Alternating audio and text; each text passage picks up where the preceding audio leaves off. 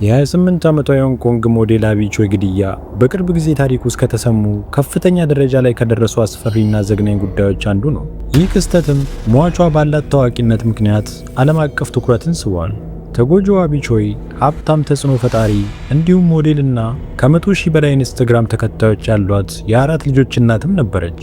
ከመሞቷ ጥቂት ቀናት በፊት በሞናኮ ዲጂታል ፋሽን ላይ ታየች።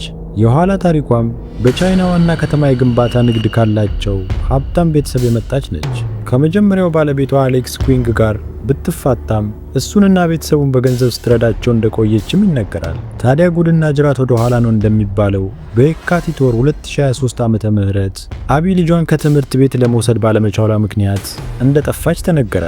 ለመጨረሻ ጊዜ ታየችውም በመኪና ውስጥ ከሹፌሯ ጋር ሲሆን የካቲት 24ም ፖሊስ የተቆራረጠውን የአቢ አስክሬን በታይፖ ሉንግሜ የቀድሞ የባለቤቷ አባት በተከራየው ቤት ውስጥ ማቀዝቀዣ ፍሪጅ ውስጥ ፖሊስ የተቆራረጠ እግሮቿን ክፍሎች አገኘው። እንዲሁም የተቀሩትን የሰውነቷን ክፍሎች የፎረንሲክ ባለሙያዎች የራስ ቅሏን፣ በርካታ የጎድን አጥንቶቿን፣ ጸጉሯንና የሰውነቷን ቁርጥራጮች እናም የሆድ ዕቃዎቿን በትልቅ ድስት ውስጥ ሊያገኛቸው ችሏል። የተቀሩትን የሰውነቶቿን ክፍሎች ደግሞ ማለትም እጆቿንና ቀሪ አካሏን እስከ የካቲት 2023 መጨረሻ ድረስ እንደ መቃብር ስፍራ እንዲሁም ቆሻሻ ማጠራቀሚያ ባሉ ቦታዎች ሰፊ ፍለጋ ቢደረግም በፍጹም ሊያገኙት አልቻሉም ነበር። በማቀዝቀዣ ውስጥም የተቀመጡ የሰውነቷ ክፍሎች፣ የስጋ መፍጫ፣ የኤሌክትሪክ መጋዝና የሰው አስክሬን የያዙ ድስቶችም የተገኙ ሲሆን ገዳዩን ግድያውን በሚፈጽምበት ወቅት ደም እንዳይረጭ በፕላስቲክ ወረቀቶች የተሸፈኑ ግድግዳዎችን ተጠቅመዋል። ተጠርጣሪዎቹ የኩዊንግ ቤተሰብ ዋና ተጠርጣሪዎቹ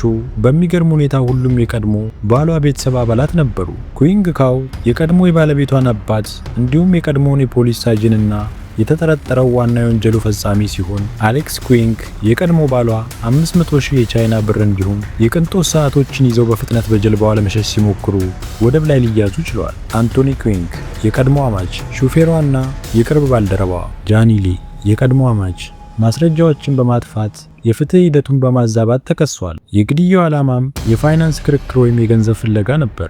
አቢ ቾይ በቀድሞ አማቷ ስም የቅንጦት አፓርታማ በ9 ሚሊዮን የአሜሪካን ዶላር ገዝታ በቴምብር ቀረጥ ለመቆጠብ ገዝታ የነበረ ሲሆን ንብረቱን ለመሸጥ ባሰበችበት ጊዜ ቤተሰቡን ወደ ሌላ ቦታ ለማዘዋወር ቃል ስትገባ የቀድሞ አማቷ ተቆጥተው እንደነበረ ተዘግቧል። አቢ ካሁኑ የትዳር አጋሯ ጋር የነበራት ጋብቻ በህጋዊ መንገድ ስላልተመዘገበ ለሁለት በጋራ ያፈሩት ልጆች የንብረቱ ተካፋይ ይሆናሉ ብሎ በማሰብ ግድያው እንደፈጸመ ይነገራል። ይህም ኩዊንግስ ገንዘቡ እንዲቆጣጠር ሊያደርገው ይችላል። ስለዚህ በምርመራውና በህግ ሁኔታዎች ይህም ወንጀል በመላ ቻይና እንዲሁም ዓለማችን ላይ እጅግ በጣም መነጋገሪያ ለመሆን የበቃ እጅግ በጣም ዘግናኝና ከሰው ልጆች የማይጠበቅ እጅግ አረመናዊ ተግባር እንደሆነ ብዙዎች እየተናገሩት ይገኛሉ።